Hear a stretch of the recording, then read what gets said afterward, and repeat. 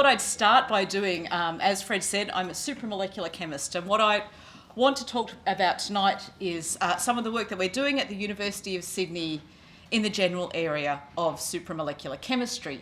But most people don't know what supramolecular chemistry is. It's a relatively new subdiscipline of chemistry, really focused on taking inspiration from the really amazing molecules of nature. So back to amazing molecules.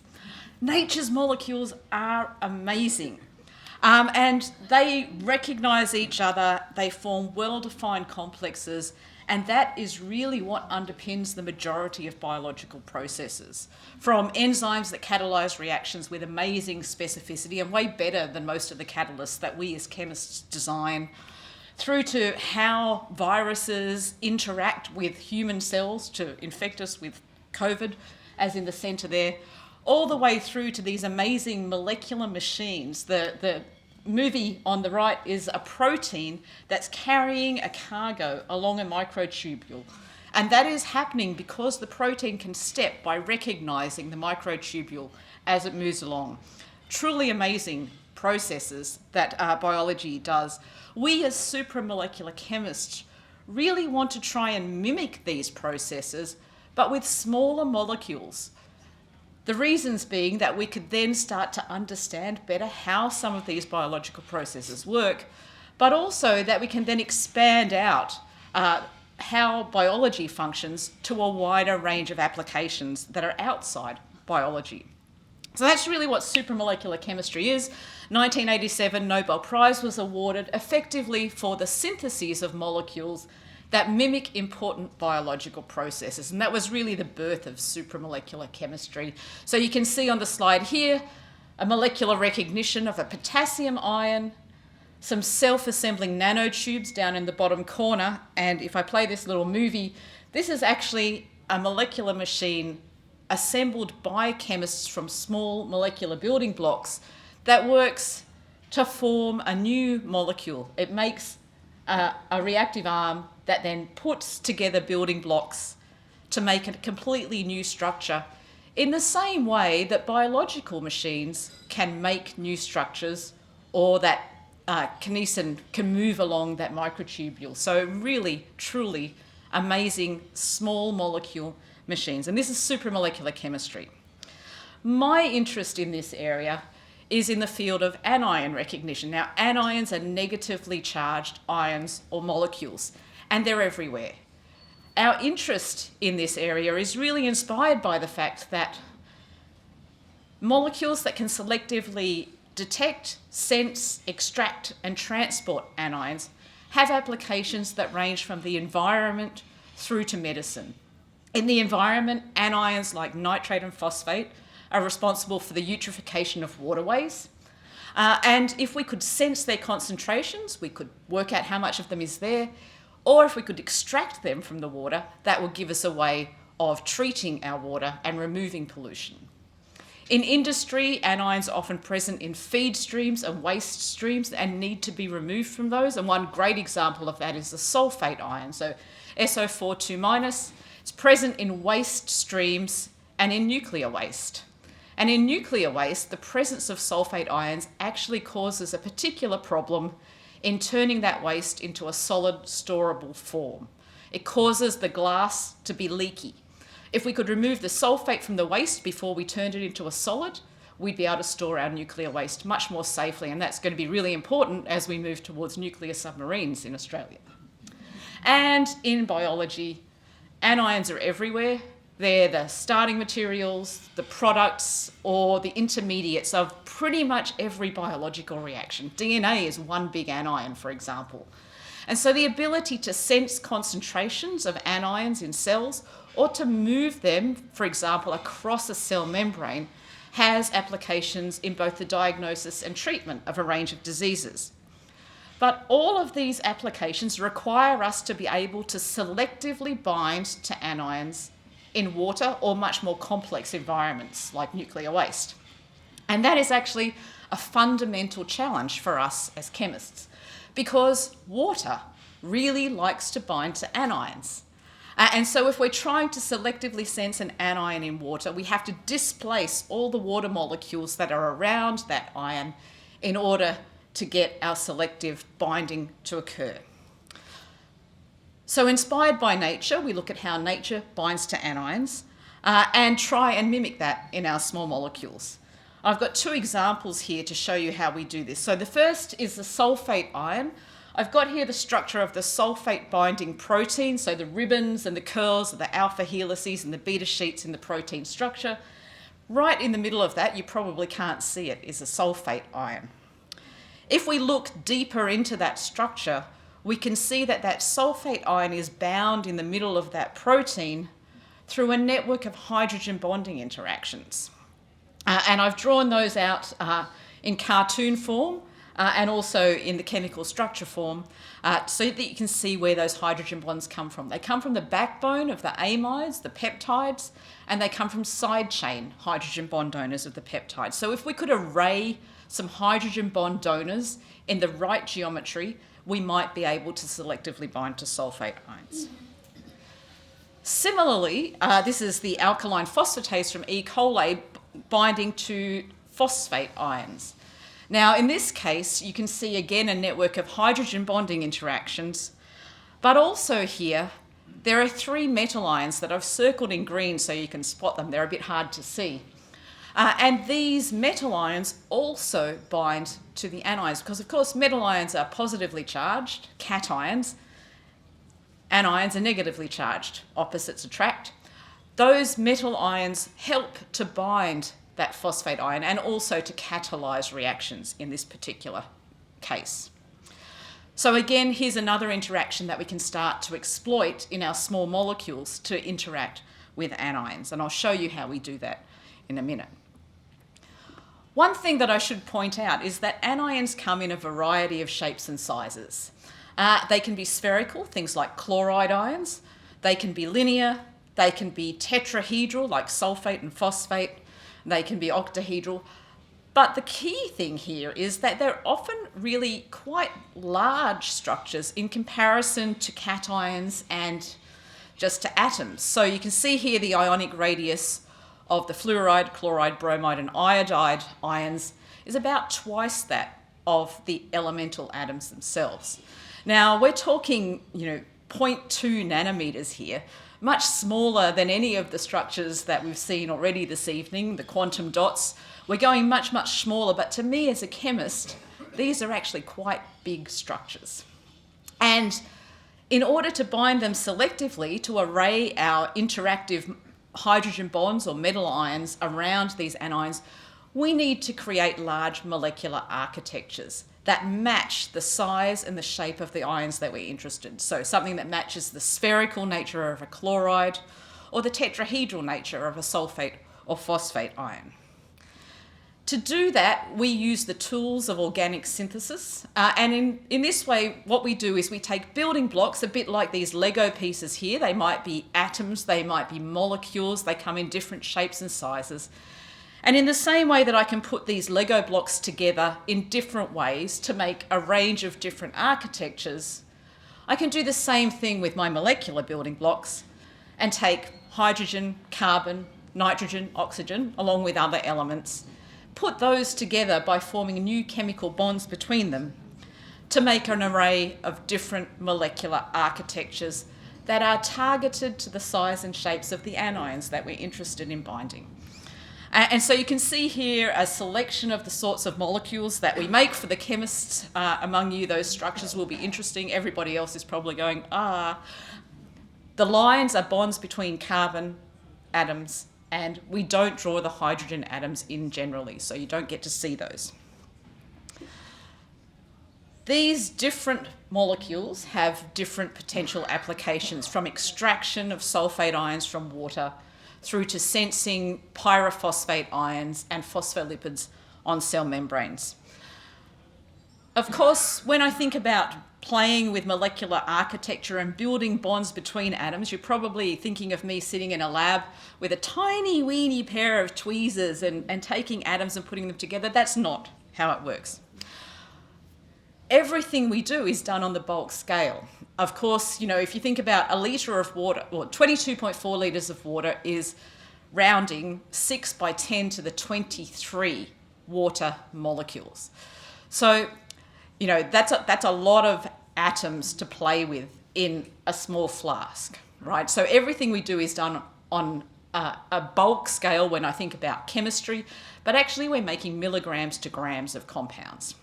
And of course, those can then be used in applications. So we mix things together a bit like following a recipe sometimes in the kitchen to bake a cake. But here we're mixing chemicals together, just like the ministers or shadow ministers chemistry set. We don't tend to use Bunsen burners anymore, in order to make those reactions between molecular species occur to build the structures that we want. So I've got just a couple of examples for you in more detail of what we've looked at. The first example I'm going to look at is some sulfate extraction and transport work that we did. And we created these quite interesting looking molecules called squaramides. And they're called squaramides because you can see that in their structure there's a square.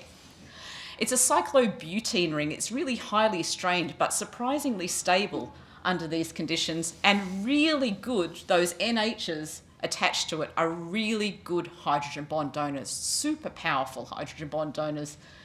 If we can put those in the right positions, we can start to bind to anions, and we can start to do it selectively.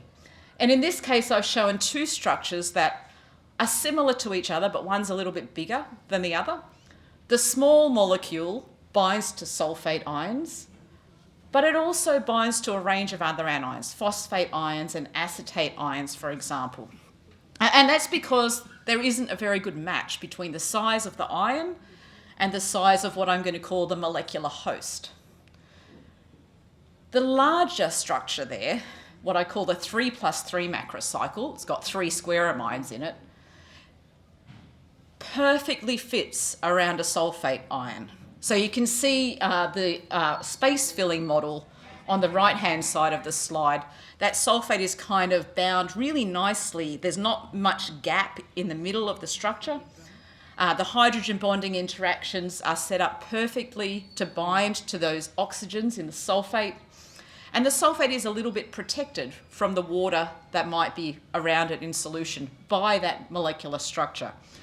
And that allows us to actually bind to sulfate ions in aqueous mixtures and to extract those sulfate ions from an aqueous phase into an organic phase, so a chloroform phase in this case. Now, this is an example of where a proof of principle experiment where we could imagine using this type of molecule to extract sulfate from nuclear waste. So we have set up a little U-tube here. We've got water in the two arms, and in between them we've got chloroform. And chloroform and water don't mix, right? Like oil and water. Chloroform sits underneath the water layer. It's heavier than water. We put in the source phase here some sodium ions and some sulfate ions.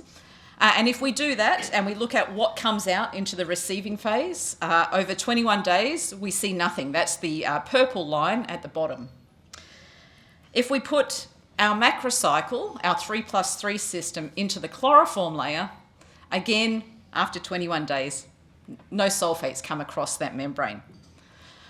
But if we add a little bit of another anion, nitrate ions, that bind less well into our macrocycle, then we start to see an exchange between those anions and the sulfate is then released out into the receiving phase. And that's the green circles there. So after 21 days, we're starting to see sulfate appearing in that receiving phase. And we can actually speed that up by adding something else into the receiving phase that helps to remove the sulfate as it's put in. And that's barium ion. So barium sulfate precipitates out of water. It's got very low solubility.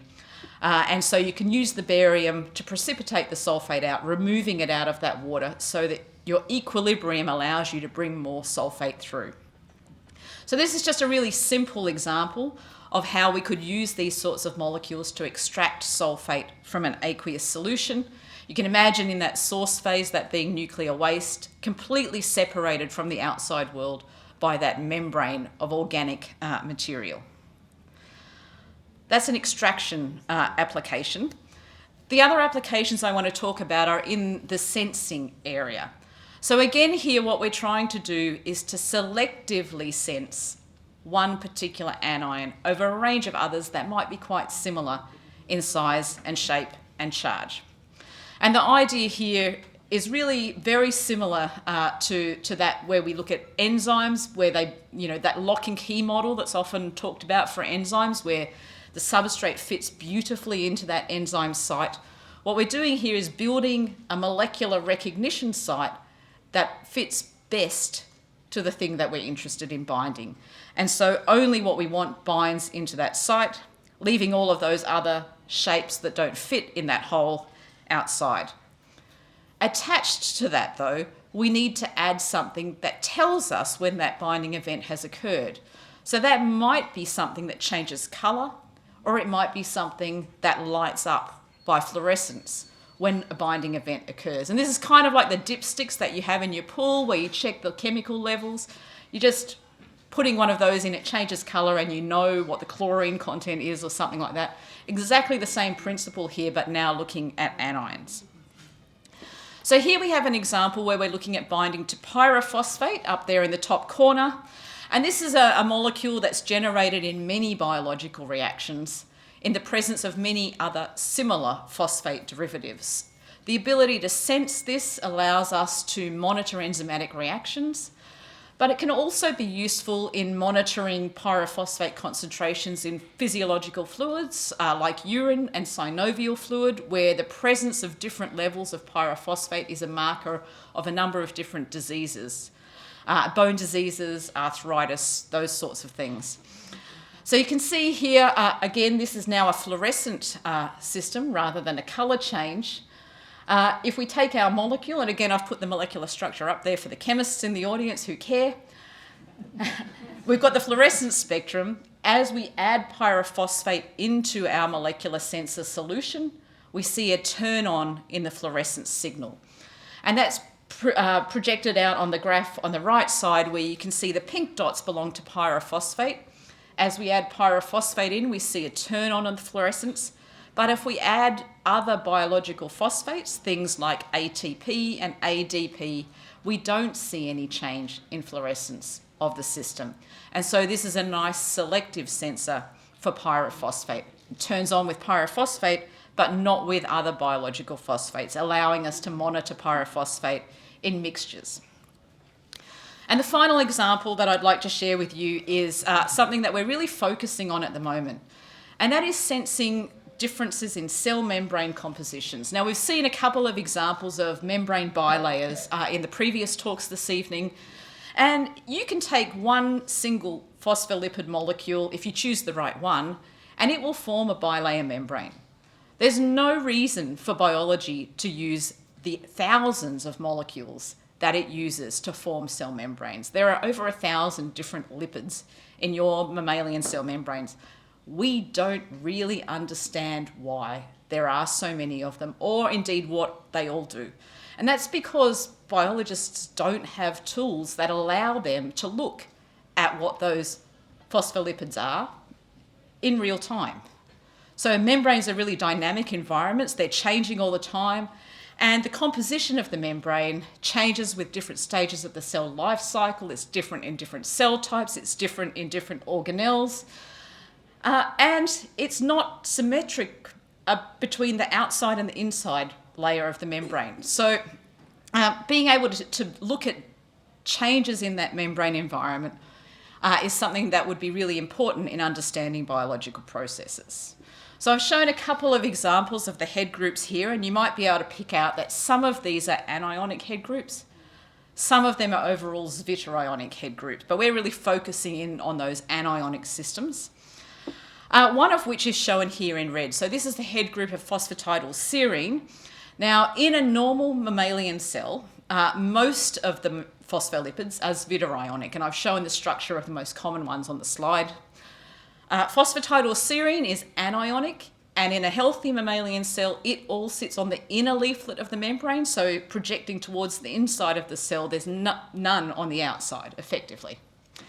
But when a cell undergoes cell death processes, and that could be apoptosis, programmed cell death, that phosphatidylserine, that anionic lipid, flips to the outside layer of the membrane. So an anionic cell surface, in a mammalian cell at least, is a signal of cell death, and it causes lots of biological processes to occur. So, macrophages know to come and clear that cell away by that anionic charge. So if we can detect that anionic charge on a cell surface, we can start to monitor cell death processes. And that's what's shown in the cartoon on the side there, is the molecule that we're going to make that's going to come along and only turn fluorescence on when it binds to an anionic cell surface. And we can demonstrate this we demonstrated in lots of models, but then we moved into cells, and this is a cancer cell line. And we can see in this example that if we take the cells and we just look at them under the fluorescence microscope, in the channel in the middle, the green channel is our probe, we don't see a lot happening. There's not much going on there.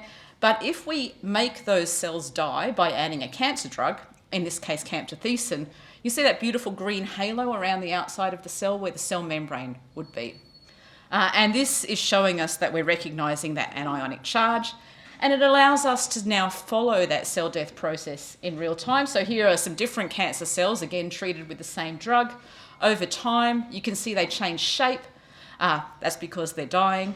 But if we look at the fluorescence microscope, we can also see, even visually here, that there's an increase in fluorescence, and we can plot that by mean fluorescence intensity, showing that the cells stay alive for 3 hours, and then over the next 3-hour period, they all die.